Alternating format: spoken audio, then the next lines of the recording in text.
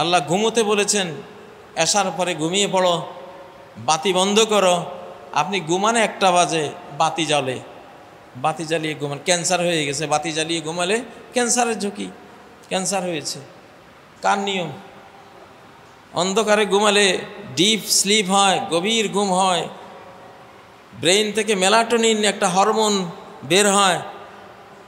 চোখ যখন ব্রেইনকে বলে যে হ্যাঁ অন্ধকার হয়েছে, ঘুমের পরিবেশ হয়েছে, তখন সাথে সাথে ব্রেইন রক্তের মধ্যে মেলাটোনিন ক্যান্সারের ওষুধ ছেড়ে দেয়। আমাদের এই দেহটাই একটা কারখানা, ওষুধ তৈরির কারখানা, বিশাল কারখানা। সবই তৈরি হয়, বিষ তৈরি হয়, আবার ওষুধও তৈরি হয়, ঔষধও তৈরি হয়। বিশ্বাস, আপনি যদি কঠিনভাবে বিশ্বাস করেন যে এটা বিষ, দেহ বিষ তৈরি করে আপনাকে ওই কাজে করিয়ে দেবে। আমেরিকার একজন মৃত্যুদণ্ডপ্রাপ্ত আসামি, বিচারক রায় দিয়েছে তাকে সাপের দংশনে মৃত্যুদণ্ড কার্যকর করতে হবে। সাপে কামড় দিবে, সে মারা যাবে। সাপ এনে তাকে কামড় খাওয়াতে হবে, ওইভাবে তাকে মারা হবে, মৃত্যুদণ্ড কার্যকর করা হবে। যেদিন তার মৃত্যুদণ্ড কার্যকর হবে সেদিন তার চক্ষু বন্ধ করা হলো। বন্ধ করে একটা পিন, ছোট্ট একটা পিন দিয়া বিচারক একেবারে সময় আর নাই, সব কিছু তাকে শোনাচ্ছে। এখন একবারে জিরো আওয়ার, এখন তোমার সাপে তোমারে কামড় দেবে বলা হচ্ছে। ওই সময় একটা পিন দিয়া তার আঙ্গুলে একটা আঘাত করলো ছোট্ট, সে মরে গেছে। কারণ সে বুঝছে নিশ্চিতভাবে যে এটা একটা গোখর সাপ। ওই বিশ্বাস তার দেহে, তার ব্রেইন সাথে সাথে লিভারকে অর্ডার দিয়ে গোখর সাপের বিষ তৈরি করে দিয়ে তাকে মেরে দিয়েছে। একিনে দরিয়া পার বলা হয়, যে একিনে দরিয়া পার।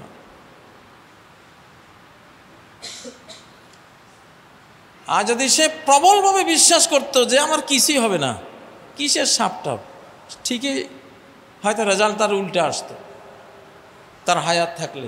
হায়াত নাই, সে মরে গেছে। কিন্তু বিশ্বাসে মানুষকে চেঞ্জ করায়। সবই তো ইসলাম।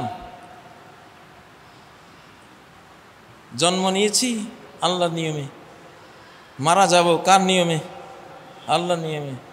পুরুষ মানুষের দাড়ি উঠে, মহিলাদের দাড়ি ওঠে না, কার নিয়ম? তো আপনি কোনখানে আল্লাহ নিয়মের বাইরে? আপনি তো পুরোটাই আল্লাহ নিয়মের ভিতরে, অর্থাৎ ইসলামের মধ্যে আপনি ডুবে আছেন। আবার বলেন উনি মৌলবাদী। কিসের? আপনিই বড় মৌলবাদী।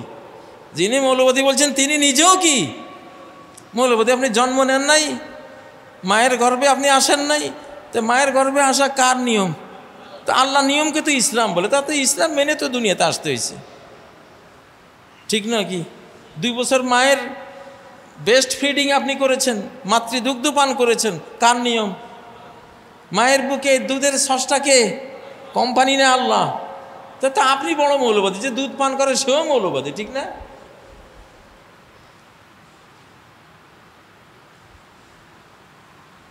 আপনি একসময় মোষ কালো ছিল, চুল কালো ছিল, হাট্টা কাট্টা ছিলেন, এখন চুল সাদা, মোষ সাদা। এই সাদা হয়ে যাওয়া, কালো চুল সাদা হয়ে যাওয়া ছাড়টিখানি ব্যাপার। সারা পৃথিবীর কোনো যুদ্ধ করে, আরে এটা যাতে কালো থাকে, যাতে সাদা না হয়, কিন্তু সাদা হয়েই যায়। কার হুকুম? কার আইন? কার কনস্টিটিউশন?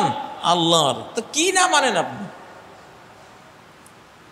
এই তাগড়া যুবক আজকে ডক্টর ইউনূস সাহেব 84 বছর, ওই যে আমেরিকার যিনি ছিলেন জো বাইডেন, বেচারা তো 84 বছর পার হয়ে আর পারলই না, একেবারে জবুথবু হয়ে গেছে। কার নিয়ম? যৌবনের শক্তি আসা কার নিয়ম? ওইটা ইসলাম। বার্ধক্যে দুর্বলতা আসা কার নিয়ম? তো ইসলাম কোথায় মানেন না? আর আজকে মরে গেলে কাল যে কবরে আপনাকে গাড়িয়ে দেওয়া হবে, কার নিয়ম? তাহলে খামাখাই আর ইসলামের বাইরে, ইসলামের বাইরে, ইসলাম মানি না, ইসলাম জঙ্গিবাদ, ইসলাম মৌলবাদ। কিন্তু আহাম্মকের ঘরের আহাম্মক, বেকুবের ঘরের বেকুব, নাদানের ঘরের নাদান অধমের ঘরের অধম, ঠিক নয় কি? যারা এগুলি বলে, যারা এগুলি বলে, মহাবিশ্ব পুরোটাই আল্লাহর নিয়মে চলে। আল্লাহর ইউদাব্বিরুল আমরা মিনাস সামাই ইলাল আরদ, কমান্ডগুলো, আদেশগুলো আকাশ থেকে জমিনে তিনি নির্বাহ করেন, তিনি নির্বাহ করেন। আমাদের কারো উপর যদি এখন কমান্ড আসে মরে যাও, সাথে সাথে আমরা শেষ হয়ে যাব, ঠিক নয় কি? বাঁচতে পারবো? বাঁচতে পারবো না। তাহলে বোঝা গেল মানুষ যতই ইসলাম মানি না বলে, আসলে ইসলামের ভেতরে ডুবে আছে সে, ইসলামের ভেতরেই ডুবে আছে সে। হ্যাঁ, সুখ পেলে তুমি হাসো, হ্যাঁ,